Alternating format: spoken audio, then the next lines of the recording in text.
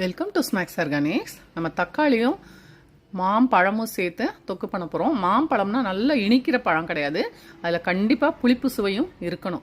ரொம்ப இனிக்காமல் புளிப்பு சுவை கூட இருக்கிற மாதிரி ஒரு கனிவான பழமாக எடுத்துக்கோங்க. புளிப்பு இருந்தால் மட்டும்தான் இந்த தக்காளி தொக்கு ரொம்ப சூப்பராக வரும். நீங்கள் ரொம்ப இனிப்பான பழம் சேர்த்தலனா சுவை சரியாக இருக்காது. ஸோ அந்த மாதிரி பார்த்து எடுத்துக்கோங்க. அந்த தோலை சீவிடுங்க மாங்காய்க்கு அந்த இதுக்கு.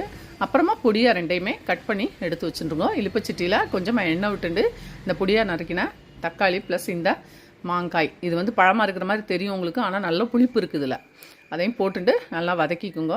வதக்கி எடுத்துட்டு தனியாக எடுத்து வச்சுருங்க. நல்லா வதங்கிடணும். இது ரெண்டும் சேர்ந்து ஜாமாக சேர்ந்து வதங்கிடும். அந்தளவுக்கு வதங்கி எடுத்து ஆற வச்சுருங்க. ஆற வச்சுட்டு அதுக்கப்புறம் பார்த்தீங்கன்னா இதுக்கு நம்ம தாளிச்சு கொட்டி அரைச்சி அந்த விழுதை விட்டு செய்ய போகிறோம். ரொம்ப ரொம்ப அருமையான சுவையாக இருக்குது பார்த்துக்குங்க. ஹெல்த்தியானதும் கூட. இந்த மாம்பழ சீசனில், மாங்காய் சீசனில் இதெல்லாம் செஞ்சால் தான் உண்டு. சில சமயத்தில் பார்த்தீங்கன்னா நிறைய மாம்பழம் வாங்கி வச்சுருப்போம், அடுத்தடுத்து பழுத்துட்டே இருக்கும், நமக்கு சாப்பிட எவ்வளோ தான் சாப்பிட்றது.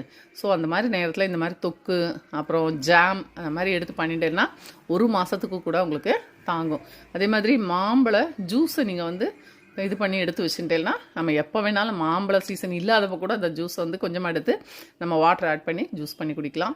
ஸோ இந்த மாதிரி மல்ட்டியாக செய்ய கற்றுக்கணும். அதில் ஒன்று தான் இந்த தொக்கு. ரொம்ப ரொம்ப சுவையாக இருந்தது பார்த்துக்கோங்க. ஆல்ரெடி நான் ஒரு தடவை அதில் பண்ணிவிட்டு அது 2வது தடவை பண்ணுறேன். அதுக்கப்புறம் கடுகு, பெருங்காயம், கருகப்பிலை, காரப்பொடி, மஞ்சப்பொடி, பெருங்காயம் எல்லாமே தாளித்து கொட்டிக்குங்க. இந்த காரப்பொடியும் மஞ்சப்பொடியும் கலர் மாறுறதுக்குள்ளே நீங்கள் அரைச்ச விழுதை அதில் விட்டுருங்க. அரைக்கும் போதே உப்பும் சேர்த்து அரைச்சிருங்க. விட்டுட்டு நல்லா கிளறிண்டே இருங்கோ. அதில் அந்த ஈரம் வற்றணும். ஈரம் வற்றுற அளவுக்கு நீங்கள் கிண்டி எடுத்து வச்சுட்டேன்னா ஒரு மாதம் ஆனால் கூட இது கெடாது.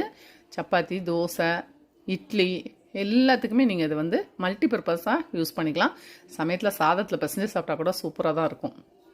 இது எங்கேயாவது ஊருக்கு போகிறோம், நமக்கு ட்ரெயினுக்கு கையில் எடுத்துன்னு போகிறதுக்கு ரொம்ப சௌகரியமாக இருக்கும். அதே மாதிரி நம்ம ஊருக்கு போவோம், குழந்தை லாஸ்ட்டில் இருப்பா, அந்த மாதிரி நேரத்தில் செஞ்சு வச்சுட்டு போட்டேன்னா அவள் சிரமம் இல்லாமல் டக்குன்னு ஏதோ ஒரு டிஃபனை பண்ணிட்டா கூட டக்குன்னு இதை போட்டுக்க ஈஸியாக இருக்கும். ஸோ இந்த மாதிரி மல்டி பர்பஸாக பயன்படுற இந்த தொக்கை சூப்பராக செய்யுங்க. புளி நம்ம ஜென்ரலாக சேர்ப்போம் தக்காளி தொக்கில், புளிக்கு பதிலாக தான் மாங்காய் சேர்க்குறோம்.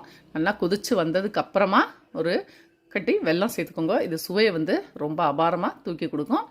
ரொம்ப ரொம்ப அருமையான டேஸ்டான ப்ளஸ் ஒரு மாதத்துக்கு கூட வச்சுக்கக்கூடிய ஒரு அருமையான தொக்கு ரெடி ஆகிடுது. பார்த்தா தெரியும் சூப்பராக எண்ணெய் கக்கிண்டு வருது.